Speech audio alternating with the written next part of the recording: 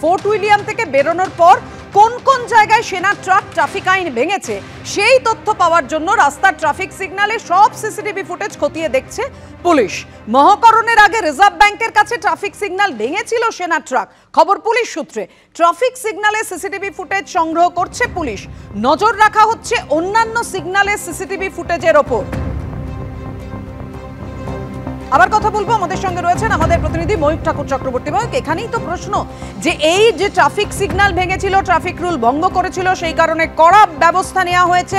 Police, Kolkata পুলিশের DC traffic, তিনি সাংবাদিক বৈঠক করে বলেছেন যে খুব স্বাভাবিক, মানে ট্রাফিক আইন ভঙ্গ করলে কলকাতা পুলিশের জিরো টলারেন্স, এটাই তো স্বাভাবিক। কিন্তু সেক্ষেত্রে যে ব্যবস্থা নেওয়া হলো, শওকতের মোল্লার পাইলট কারের ধাক্কায় যে বাইক আরোহীর মৃত্যু হলো, সেক্ষেত্রে কোনো ব্যবস্থা নয়। প্রশ্নটা যেমন এটা উঠছে এখন এই ঘটনার পর, অর্থাৎ তথ্য পেতে রাস্তার ট্রাফিক সিগন্যালের যে সব সিসিটিভি ফুটেজ খতিয়ে দেখছে পুলিশ, সে বিষয়ে জানাও।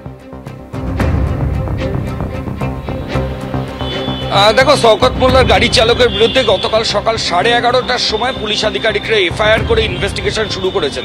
এটাই লালবাজারের তরফ থেকে বক্তব্য যে যেমন আর্মির ক্ষেত্রে হয়েছিল, শওকতেরটা পুলিশ আধিকারিকরা সকাল 11:30 11:30 এফআইআর করে ইনভেস্টিগেশন শুরু করেছেন, এটা লালবাজারের তরফ থেকে বলা হচ্ছে।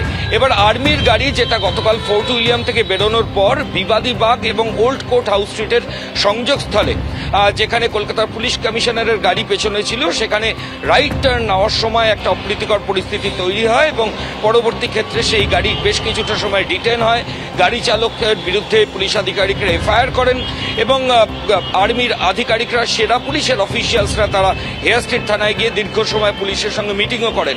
এরপর যেটা জানা যাচ্ছে যে যেহেতু আর্মির চালকের বিরুদ্ধে ইতিমধ্যেই এফআইআর রুজু করেছে হেয়ার স্ট্রিট থানা, হেডকোয়ার্টার ট্রাফিক গার্ডের একজন সার্জেন্টের দায়ের করা কমপ্লেনের ভিত্তিতে, আর তার নিরিখে ইতিমধ্যেই সেই তদন্ত শুরু হয়েছে।